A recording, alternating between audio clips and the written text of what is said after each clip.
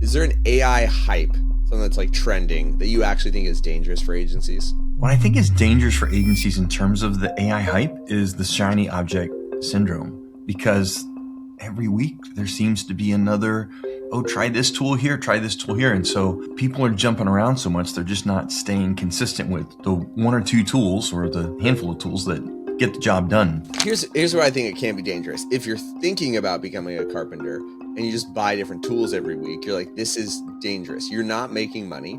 You're just spending money on new tools. And the reality is the critical action you need to do would be like practice carpentry or like actually get customers. Well, I'm excited. We are sipping some coffee, staying warm. And on today's show or chat here, the focus is going to be a little bit of the good, the bad, and the messy when it comes to AI. And we'll just see where that kind of takes us from there. But it's a topic that feels like it's changing every single week. I find my workflow is changing. I'm testing out different tools. We see rapid application in the high level space, whether it's expanding languages, expanding new models that they're even, using for just accessibility. So I'm curious, Dar, from your perspective, what is there an AI hype, something that's like trending, that you actually think is dangerous for agencies? What I think is dangerous for agencies in terms of the AI hype is the shiny object syndrome, because every week there seems to be another, oh, try this tool here, try this tool here. And so, and I'm sure they all have good use cases, or the majority of them, but people are jumping around so much, they're just not staying consistent with the one or two tools or the handful of tools that get the job done. And so that's what I see is there's just too much jumping around. And so people aren't getting traction with any one particular tool. Here's where I think it can be dangerous. It would be like if you're thinking about becoming a carpenter and you just buy different tools every week, you're like, this is dangerous. You're not making money. You're just spending money on new tools. And the reality is the critical action you need to do would be like, I don't know, practice carpentry or like actually get customers. They pick the same thing with like an instrument. This is like guitar players, we fall into this trap all the time, is we're like, let's buy.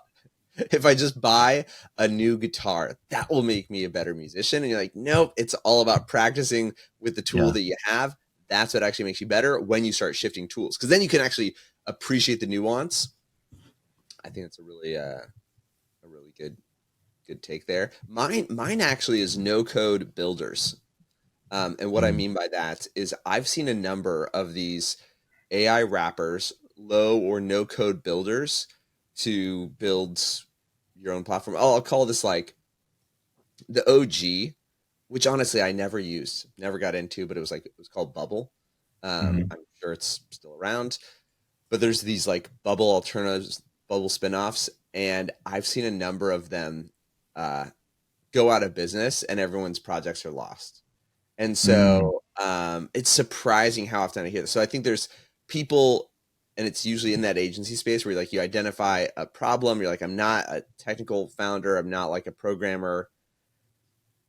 And maybe I can build an MVP. This is actually probably speaks to the strength and value of like a high level, but they'll build their platform, their whole solution on a no code builder.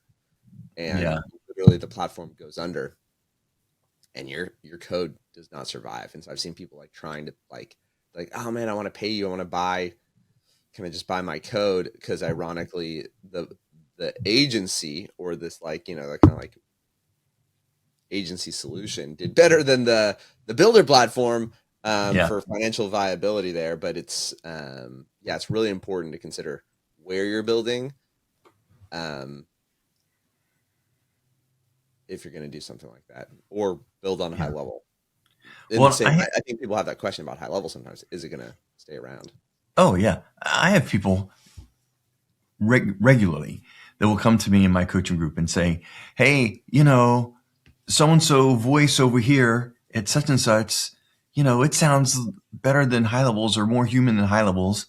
Now I was closing that gap rapidly, but 6 months ago they were like, oh, it sounds better over here. I'm going to go with this third party platform. Yeah. I'm like, first of all, HighLevel has shown that they will mature and develop a feature set that the community wants and that it's a money maker for them, right?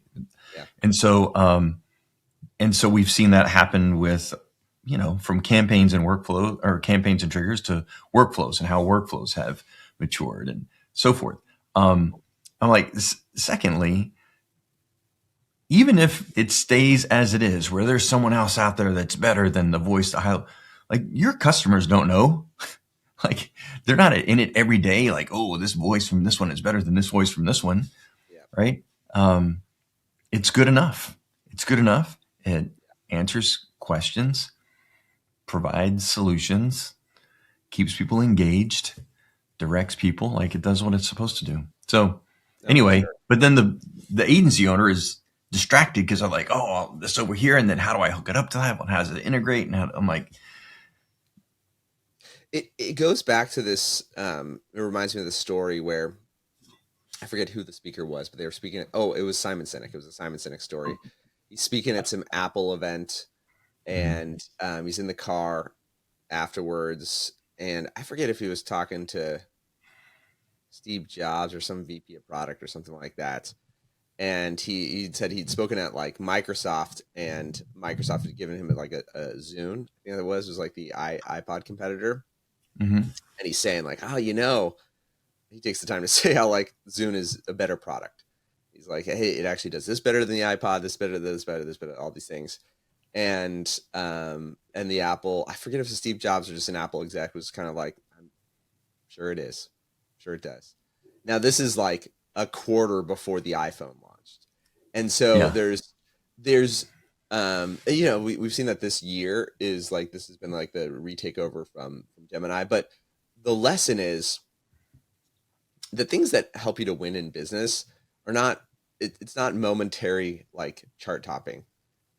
That's just not it. And so we got to recognize from like a high level perspective, just because if you're always chasing who's in kind of like first place by a sliver, yeah, it doesn't create long-term success. You have to be willing to like weather seasons where you're like, yep, we're not the best.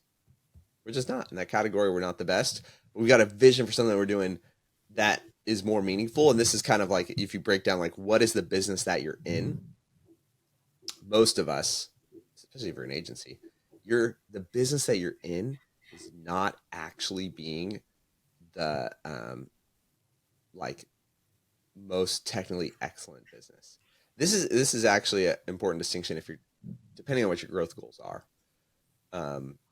Because if you're trying to become bigger than yourself, so it's not just like a high paying hobby, the extra squeeze out of those distinctions of like this is truly the best version don't make an impact. They really don't. It's a negligible impact there. But I'm I feel like I digress there. But this is a recurring theme in high levels. You have to like recenter something like, okay, for us, the business that we're in, I remember this with like, Cairo Dominance is like the business we were in was um, client acquisition, probably relationship management. It was like relationship management, client acquisition.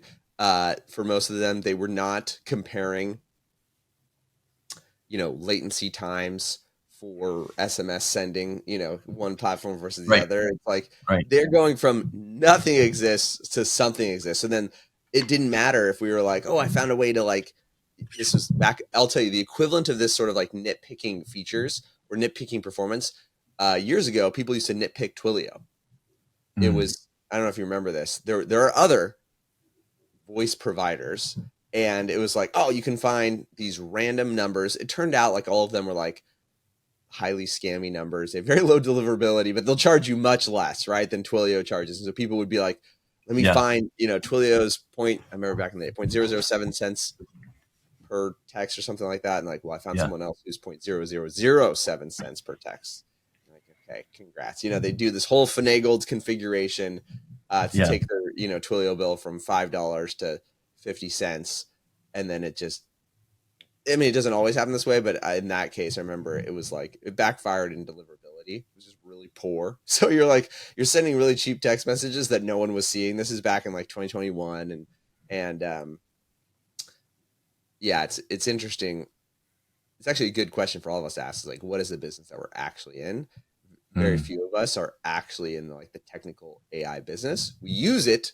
It's a function of the value that we deliver, but it isn't the we're not like Gemini or like OpenAI. That's their business. Whether they beat a right. model or not, like that's their entire focus. Having the best performing model doesn't, for most of us, make a big difference. Yeah. Because you're the maestro of the model. Like you get to, like, what do you make it do?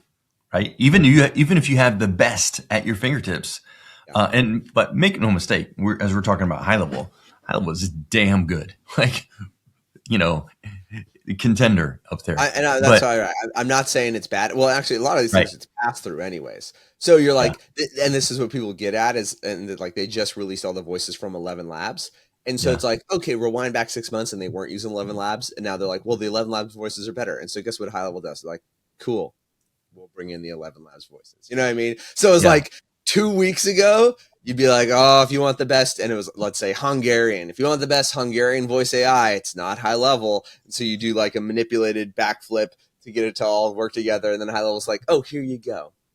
Here's Yeah. all of 11 Labs, Yeah. Yeah. including Hungarian, if you want to, create a Hungarian voice AI bot. Yeah. And yeah, You know what still works today is something I learned from you years ago was taking through taking a prospect through the journey of how the buyers behave, right? And we still do this today. Maybe one caveat is when you ask people, hey, when you need something, where do you search for it? So most people are going to say Google. I mean, 90 now. A few people might be like, "Oh, I use ChatGPT because we're yeah, seeing the it's rise becoming a of thing. that." Yeah. But great. Now, when you get the results, do you ever go past the second page? They're like, no, I never go. I never go past the first page. Okay, great. Well, of the people you on the first page, who do you choose?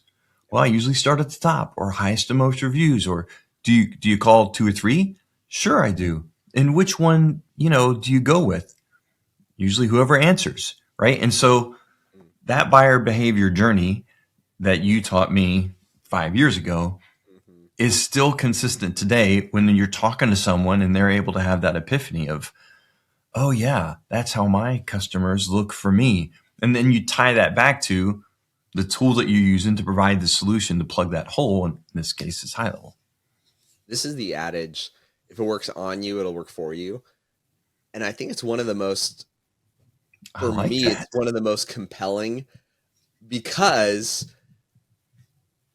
you're not you're it's very easy to believe because you're like, oh, you're right. If that's how I do it, it's not hard to imagine that other people do it the same way, and or in the same way. If like, oh, if that's how I ended up buying from businesses, like, why not use it for me? It worked on me. I went to Right. Google, I picked the top results. That's who I bought, whether it was from Maps or whatever it is. And so, getting businesses to buy into that idea, if it works on you, it can work for you. Yeah. Is it also it's got a little hint of um like uh not rescue, but it's like you're the underdog right now. Right now these strategies are working on you. You're using these things are using the or like these strategies or tactics are being used on you to affect your buying behavior. Well, why not use them for you? Why not like allow your business to grow from the same things that are causing you to spend your money in all these other areas by the plumber you're picking or the restaurant that you're going to or the coffee shop. And so um Yeah.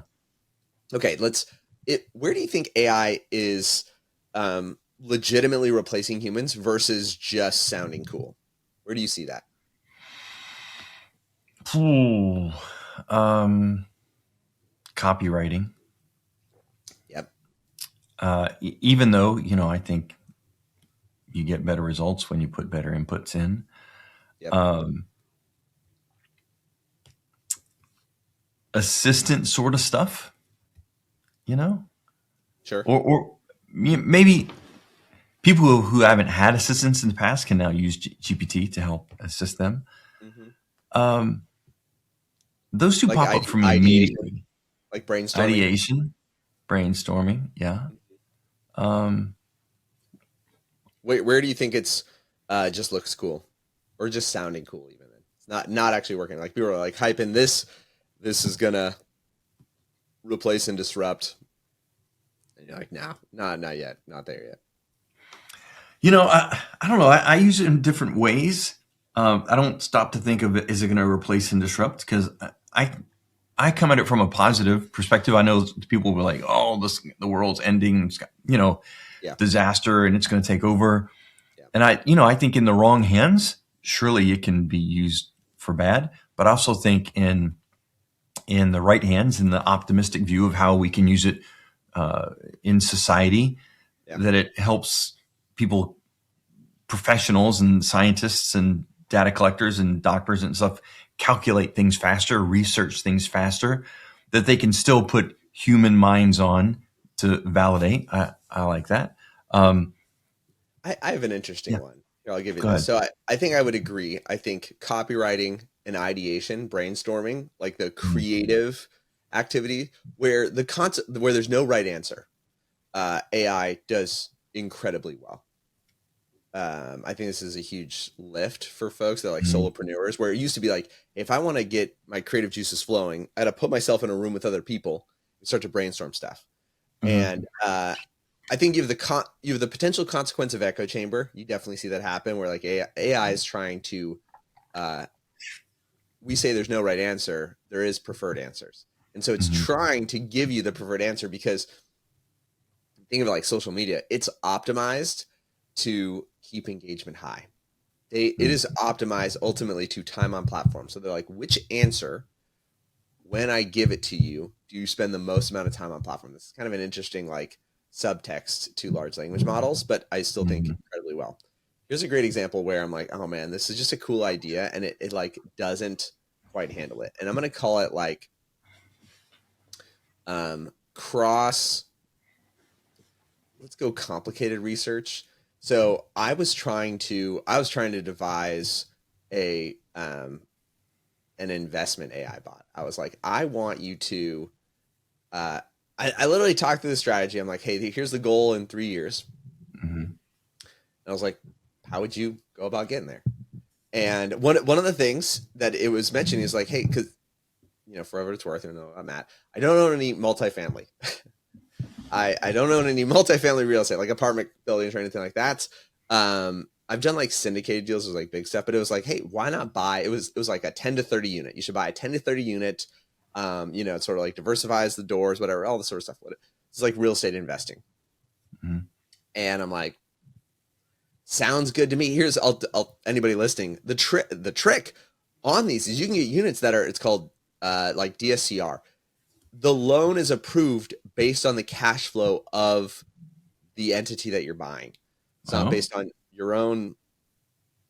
They check your credit score, but it's not like based on your income, like because these are deals designed to cash flow. So you can do this for single family too, yeah, DSCR loans, and it's nice because you can buy beyond your like earned risk. You yeah, can just buy into the opportunity risk, and um, so that's the idea. So I tell I'm like tell the AI, hey, build this out. Like just go search LoopNet or Zillow, or like go search the internet. yeah, In these cities, and it was like, sort of adjacent suburbia, like it was all this criteria. I'm like, oh, let me just pump all the criteria into AI, have it do the research, and then just serve up the deals to me. And I can just be like, oh, that one's great, right? Because there's in principle, I think if interest mhm, rates were lower, people were getting like 30% cash on cash returns. I mean, you put like as big or small, pick other states, it's you'd be like, I put in $20,000 and bought something that like cash flows $14,000 a year, and that's like pays the debt, does all the stuff. Like you're like, it's very leveraged, but you're like, this is a great investment. If I put in 20 and make 14 per year, like by year two, I'm like making money back. Crazy stuff like that. Hypothetically, I put it in it, and it's like I'm like, just build a. First, it comes out spreadsheet, all this data. I'm like, okay, then build a dashboard, build like an interactive dashboard, and it builds a beautiful looking thing. You're like, oh my gosh, this is magical, and I'm like, oh my gosh, cherry pick deals. There's stuff with like 29%, 30% cash on cash. I'm like, oh, this is going to be phenomenal. This makes investing so easy. I just like pick the deal I want, send it to the lender, make the deal happen, slight negotiation and move on with my life. All the links were hallucinations. None of the deals were real. None of these properties exist. And I like Yeah, hours in everything, it. everything was complete fiction, just complete fiction. And like for anybody, if anyone was listening and like they were kind of like, Matt, I got bad news for me. You're thinking of like that's like a great idea back in like whatever 2012 to 2020, even into 2020s when rates were low. There was more like distress and foreclosed property, whatever it is. It's like, yeah, that was a Yeah. great strategy. Today, there's very low inventory. Rates are pretty high, and like now it's like, I mean, for context for folks, if you go like if you go above a 4 unit, it's considered commercial. So on a DSCR, like 8.5% is what you're working with. So like 8.5%. You really got to find a good opportunity to make the whole thing make sense. But still, it was just comical to me of like it started off like I like the idea and how little you can give it, right? You're like, this is how much money I have. This is how much. Here's what my goal is. And for me, I was like, in 3 years, I want this kind of cash flow, and of like I was like of asset back like asset backed cash flow. Mm-hmm. And it's like, oh, here's what I would do. And I'd already been dabbling into other these other zones, Mm-hmm. which is a weird, crazy world. I don't know. People feel like I'll tell you this: it, you can get it. You can do any of this for I would say as little as $10,000, $20,000. You could be doing these kind of things. Now, some people are like $20,000. I can never imagine that. Well, just start work a regular job, a 9 to 5. You can save $10,000, $20,000, and then you're Yeah. choosing not to go on vacation and instead let me build like this cash flowing thing. But you can play that game. I think it's actually very accessible, even if it takes you 2 years to save up the money.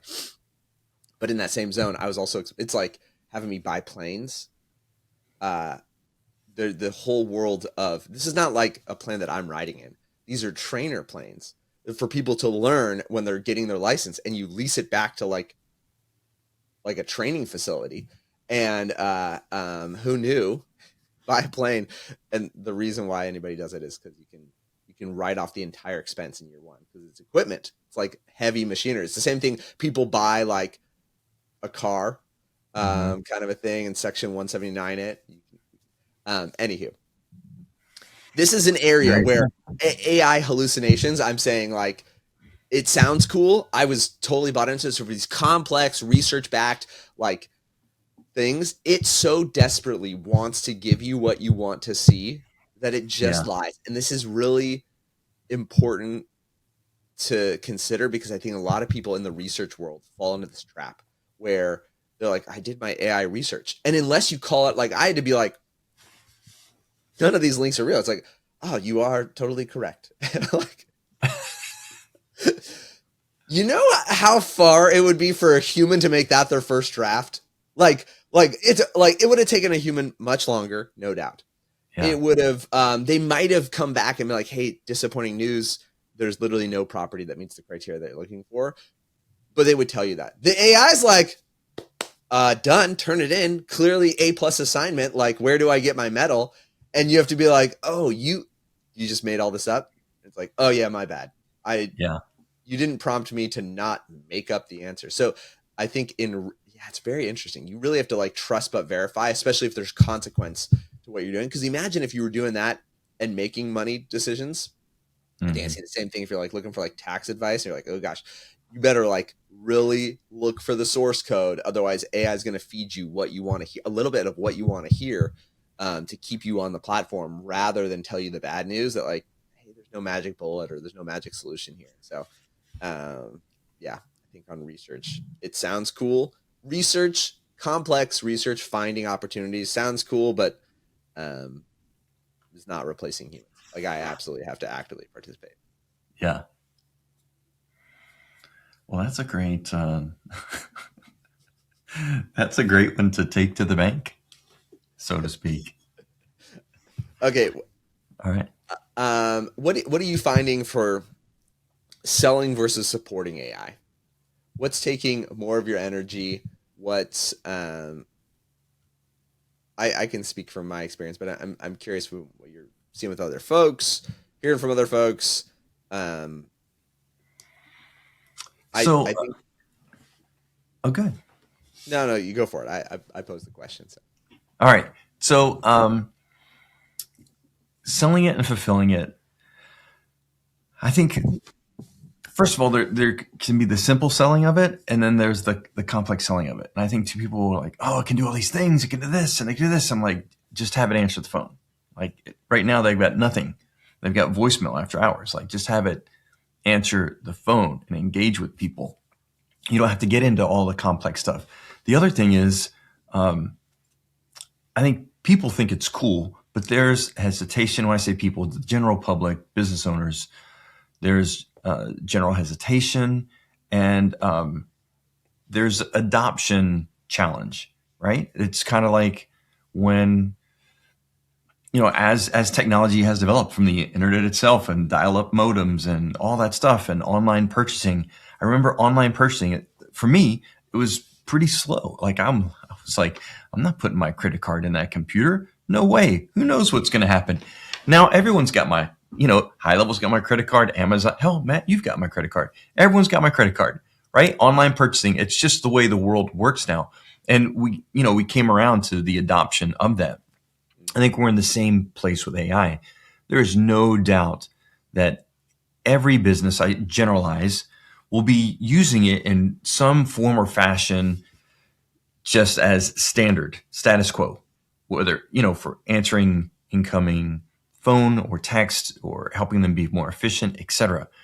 And once they get there, good luck getting it away from like being, oh, my AI is better than theirs. Try mine. Like, no, I'm good because the AI itself is shockingly good now, even though it's the worst it will ever be today. So I think getting customers to adopt usage of AI, that's the challenge, right? To get them and to do that, yeah, they have to experience it. But once you can get them to experience it and have that aha moment, then you're in. I mean, prompts that we wrote 6 months ago and we thought, well, that was really good and it got a good result. That same prompt unchanged today gets a much better result just because AI is moving so fast and improving so good. yeah, And so that's my thought on that. yeah. I think it's correlated to how complex you make it, right? And this is where I see the people will dive into kind of those dreamy scenarios, kind of like what I talked about the investing. And it's like if you sell that version of AI, you're like, hey, I've got an AI that'll do the research, do the investing. You realize that you need a lot of human intervention for quality control because Mm-hmm. that's not a zone. It's just so like it's a bundled skill set. There's lots of discernment. There's lots of like criteria, and it's hard to come back and be like, this is okay. So you end up having to do a lot of prompt refining. My Mm-hmm. favorite folks is actually it's a combination of because now it's been um, so I'm in Hermosi's. I'm in multiple things with Hermosi. I spend money with everyone everywhere, including Hermosi, and it's like comical. I'm like in the funnel, but also like you know what? Maybe this will be inspiration for me one day.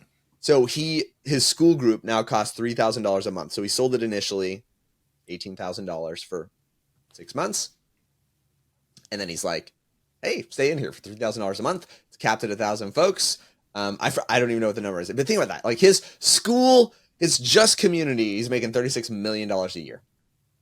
And I remembered I'd done the math on his events. So we've like ascended the whole event structure. I think this is like year 3. We just go out to Vegas a couple times a year and essentially workshop. Yeah. Um, and I know as I'm saying this, people are like, well, Matt, clearly this must be a resounding endorsement. I think it's like maybe I'd put it kind of like flying private is not the best value, right? Like there are things like JSX where I'm like, that is incredible. Costs $500 for a flight. You're in a small plane. You have like you win on all the things. Now they pick the times, right? So you got to times the day. Flying private, you're like the same flight could be $30,000, and so Mm-hmm. you're like The trade-off is on the $30,000 flight, I literally have the pilot's phone number and I text him like, hey, I'm thinking of getting there at, I generally was like around 9 o'clock, and then you could be there on the day. Like, I think it's gonna be more like 9:45. He's like, no worries, I'm sitting here hanging out. Is that trade-off to go from 500 to $30,000 worth it? You're like, even for me, I'm like, most of the time, no, that's not. That's a crazy differential, and like my time, I'm not so inflexible most of the time that I can't. I like that value system there. I put Hermosi in that category. Be like, is it valuable? Like, well, yeah. Is the price like unreasonably? Like, well, no, it's priced according to like what they found people could pay for it. I say this is the backstory of this. Selling SaaS to people in that room has been magical. So, and for sure, I've not like made my money back on like Hermosi's investment, but I find more folks in this category. So I'm giving you like, this is the win. They're 7, 8 figure business owners of non-digital businesses. So they're there. They're paying Hermosi the same money. You know, it's like their annual thing, I think, is 60 grand a year, and then like their if you $36,000 a year to be in a school group. That's it. You don't get any live. So it's if you just want the live event, 60K, you show up once a year. If you just want that's it. 60K once a year, that's all you get. And 36K, you can have the online community. And so I think he's like bundled these things together. His design is like, hey, this is how I can sell $100,000 per year community mastermind sort of thing. Yeah. But for folks in that zone, here's what we're doing. Still, it's been multiple times. It's iMessage database reactivation, and it runs HighLevel's just AI function there. So we were using Gary's thing, this like DIY process there. Now I just shifted to Rob's thing. I don't know if you've seen this. It's the same idea. So Rob Bailey just came out with a version, and he had a lifetime deal. So that's why I was like, okay, I love lifetime deals. And you just connect an iPhone, any iPhone, to HighLevel, and it runs the database reactivation. Now it can only do up to 50 per day.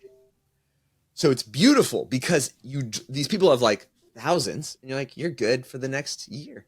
And the crazy thing, because it's just sending an iMessage to 50 folks every day, they get like a high response rate, but these businesses can't handle anymore. So instead of like blasting 1,000, so one of them had like 5,000. Literally, we're like, well, we can't blast the 5,000. So instead, you have 3 years of database reactivation, and just runs that every day. It's the most simple workflow of like, because the initial message, we just decided we're not having AI doing that. And then they respond, and we just have AI be like, respond however you want. And that's it. And it just is going back and forth, and it's got one goal in mind, which is like set them onto an appointment, and it just keeps on dripping in. And so they just like, the office does nothing. AI is handling the conversations, and it can handle all sorts of nuance. Like we used to do like simple messaging where it'd be like, okay, positive, negative. Now it's just like, throw whatever you want. You know, if you're like, if it's a dentist and they're saying like, I'm so sorry. Some people are like, I moved away because my dog died and then my mom got sick, so I had to move to Alaska. And you're like, you could just tell me you're out of town, but you gave me your full life story of why you're no longer living in our city. And the AI is like sympathetic and understanding and kind. Yeah. Like, oh my gosh, totally understand. I'll take you off the list, kind of thing. And so you're just like, this is magical. Businesses love it. Super simple to set up. And you know how much maintenance we've done on it? Nada. Literally, actually, that's not true. There's been one update, which is they use a different calendaring system. That's it. We're not even using the calendaring system. So it just qualifies that they want it. And then it's like, here's the link. You can go and book it. And they updated their link. And so it's like in 6 months, one update, which was like, hey, we got a new calendar link. And they're blown away by it because they have the phone in their office too. So they keep the phone in their office. They can see the conversations happening via this iPhone, and they love it.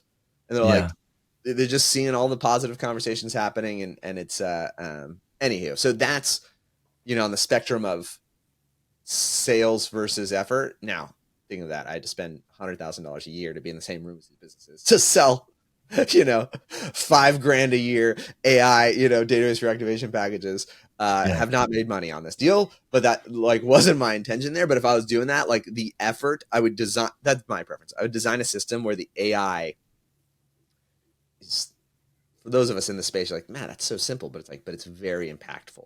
And actually, I love the constraint of iMessage because you're like, why is it 50 today? Well, it's not us. That's the carrier, right? And they're like, so they're bought into the idea of like, ooh, I want to use an iPhone because it does get higher open rates, response rates, stuff like that. And Mhm. now we're baked in like, cool, 3 years worth of work is done because you can't do any more. Like this is all we can do per day.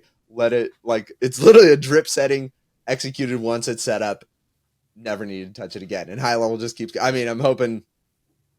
I mean, this will be the longest workflow test I've ever run. Literally like three Yeah. years of contacts to go through there, where you're like, yep, you're only allowed to send 50 per day, and it spaces them out throughout the day. It's magical. So 3 years from now, we'll expect a case study. Here's what I learned on 3-year database I reactivation. also love there was no additional costs. Like they don't have Twilio, like there was nothing there, and They so had to buy a phone, though. Did they have to buy a new iPhone? they already had one. We just that Okay. was like part of a lot of businesses have like an office phone, and it's like so Mm. it's not uncommon. Like they're like, yeah, no, like we just have an office, literally like a cell phone. It was literally an iPhone, and so we plugged in their number. It does, and it'll do inbound. Like if someone just whatever had the number before and text again, it's like cool. It's just AI receptionist layered on their iPhone, and it was just now it's Rob's Blue Sender and and their iPhone. So Love it.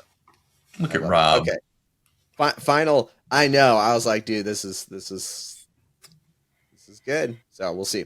I'm asking him for like an unlimited plan because right now it's price per thing. But if as we wrap it up, I'm curious.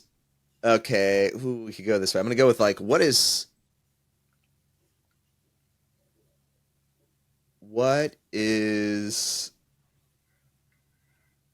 one thing.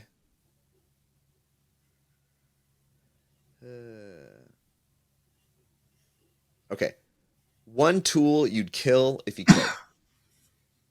One tool I would kill if I could? Yeah, if you could. What tool would you get rid of if you could? Oh, man. Well, I I don't know know. mine. I don't have to think that hard. Because I don't, You don't I use a need lot of some, tools. well, I only use the ones I use. The other ones I don't think about and I don't use. So, Is there any um, tool that you currently have to use that you wish you didn't have to use? Maybe there's not. I don't know. Could just be me. I mean, if we didn't have to have Twilio integration, Okay. Yeah, if that A2P. just worked, let me see. HighLevel, ChatGPT, Stripe. I'd like less Stripe That's fees, a great but answer. You're saying if I didn't have A2P or Twilio. yeah. Yeah. If you All just right. plug it in and it worked, that's a great kill. I'll tell you mine. Okay. It's Zoom. Zoom? Zoom. Now, hear me. I'm on the other side of this. There's a couple features as soon as this is mostly cost because we've got a big team. All of a sudden, Zoom, you feel the weight of double paying. So two things happen. Google's increased their price of workspace. Mm-hmm. And so I'm like, okay, I'm paying for that. And we've Google Meet over there and all this storage and all this space. And I'm like, man, if I could shift everyone to Google Meet, that's bottom line, like annual salary expenses right now for us. Like you'd be like, hey, wanna wanna buy another plane? I'm just kidding. No, but it is in the zone of like, oh man, Zoom. I feel like as soon as I can get rid of Zoom, I'm like so betting for Google. I'm like, Google just Well, make what does Google Google need to Meet. do to make that happen? So the main thing that's missing there is when you're in a Google Meet, when you record the Google Meet, the recording by default goes to an individual drive, not a shared drive. And so what we would want to do, like right now with Zoom, is our team does a call like this commonly, right? So like we do an onboarding call, and what happens? The call ends. We literally have AI audit the call, looks at the transcript, sends the recording to agencies, lets them know like, hey, here's Mm-hmm. you know here's data about it. And so on Google Meet, you can't have like a set up a team rule. where it's like, hey, if the recording comes into this folder, then sort of discern where it goes and kind of do the stuff like that. So every time you have a new team member, they have a new, like their recordings drive is unique to them. And so even if I tried to like build it with like an automation or something, that we'd have to rebuild it for every team member. And so Mm. right now we've got a rule that's just like one, and then it's also like accessing recordings. It's helpful if something fails or breaks or whatever it is. Mm-hmm. Like we can log into Zoom, like let me get that recording for you. We can manually ensure success. On Google, you literally can't. I would have to be like, the process would be like, let's reset their password, steal their password, log into their Google workspace for them. So that's the Yeah. reason why we haven't do that. But if I could What get about rid of them, oh, what's the thing that I have an automatic recorder that comes up. Now I forget what it's called. oh, like Fathom or something like that. Fathom, would that do it? Yeah, it'd be interesting. So that'd be curious. So we shift all over to Fathom. I'd have to look at the cost offset because some of these, imagine that it's like, Matt, you cut $20 per user in Zoom fees. It's probably more than that. It's like, and you traded it for $20 per user in Fathom fees. So if my Yeah, yeah, motivation yeah. is cost reduction, that's it. It's just a cost reduction motivation because I feel like I have this redundancy. I've been on Google Meets before. It's like works fine as a video call. I think people could figure it out. You don't have to have a Google account, like all that sort of stuff. Like, oh, this is totally What fine. if you created a community in HighLevel, gave everyone their own channel, so you can go live in HighLevel and it records it? That could work for me. We're most of our call volume is onboarding calls.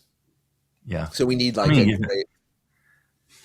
Oh yeah, give well yeah. every whatever it's a Maybe. Well, so I'm hoping Google is just like I send the feedback all the time. I'm like, dude, I would you could I know they're taking I see more and more folks using Google Meet, and that's probably the pressure there is you're already paying for it. It feels like a redundancy. yeah. Um okay, last bit. I thought that was gonna be the last is um what is something you're currently excited about? Oh That's when we man, kill. Something you're excited about. Could be you, personal, professional, anything. you know what I'm excited about. I know. Well, you get to share. It'll feel braggy. I just talked about buying a plane. You're fine, Dar. Okay. All right. So my new 911 arrives on Friday. For people who don't know, that's a Porsche. That's a Porsche. And here's the thing. I am a Porsche guy. I have it for like my whole adult life. I've got Porsche books and Porsche this and Porsche that. I can tell you all about them, but I've never had a 911 because I've just always either chose a more responsible route Mm-hmm. when I did have the means, or there was a big block of time there many years where I did not have the means. And so finally things have aligned where I have the means and I can do it responsibly. And so, yeah, lifelong dream is fulfilled this Friday. That is phenomenal. That's awesome. Congrats. That's a big deal. Thanks, I man. think people can probably resonate. It's like there's certain things you put in your mind of like that's the sort of like when I've made it sort of a thing. I had a similar one happen recently, and I think Share. it was so I've played piano my entire life. I grew up there's like we had an old my dad was just a collector of old stuff. He would just Mm-hmm. like find people's trash, and it always ended up at our house and our yard and stuff like that. And so we had this my entire life a very old piano, not nice, never in tune, always out of tune. And so Yeah. I grew up playing my piano my entire life, and so I really enjoy it. I play piano and guitar. There's something specifically about piano that I really enjoy, because I feel like no matter how I'm feeling, I can kind of uh, just it's very accessible. Um, Yeah. every time you press a key, you get the same sound. It's like guitars. Guitar is technically more difficult. I still enjoy it, but like if you're tired or whatever it is, it's like it's more energy to play guitar than it is to play piano. And I feel like I can do a better job of like representing how I'm feeling on the piano. It's just fun. So anywho, we got a piano, and I've wanted to have a piano my entire adult life. I've had like a keyboard Yeah. that I would just like bust out and usually keep in the office kind of a thing. And so now to have a piano in the like in our living space where the kids can play on it, I can play it with the kids has been just magical. And around like Chris, this is like my favorite season of piano. I just prefer, Hmm. I think for guitar, I really love kind of like a jazzier, just call it jazz bar vibes Hmm. is my favorite type of music to play. And so it's been a super cool, super fun season. So it felt like I I, revived like a hobby I've held, but it's been like hidden in the back and just, stored away and very hard yeah, to access. And now it's like it's there, always looking at me, and super I fun. love it. All right, so here's a request Yeah. suggestion: Okay. is that you bring that into these? We should do more of these, Uh-huh. and you bring it in, but you like narrate with it, like da-da-da, you know what I mean? Like you're What the you want to do a show from the from me at the piano? I gotta yes bring it all over there. Okay. from you at We'll the we'll piano, and we'll we'll be make it talking. You happen. be da-da-da-da, you just like I I love that. think There was yes, there was like there was a stand up. I did it for I'll sit in the car. in college. There was an improv troupe. They did like little stage sort of stuff, and Yeah, that's what for a couple times that's what I did is like it's like the backtrack, and you're just like sort of like it's the background track for whatever's happening, and so we can do piano backtrack on the conversation. That'll be fun. I love it. You just like real time. You can riff, Exactly. right? Oh yeah, yeah. Oh That'll be man, fun. We gotta do it. Okay. chopsticks. Dun, dun, dun, dun, dun, dun, dun, dun. That'll be good. Well, awesome. Well, everybody, thanks for listening and joining in with this chats, and we will see you on the next one. See you next one. See you, buddy.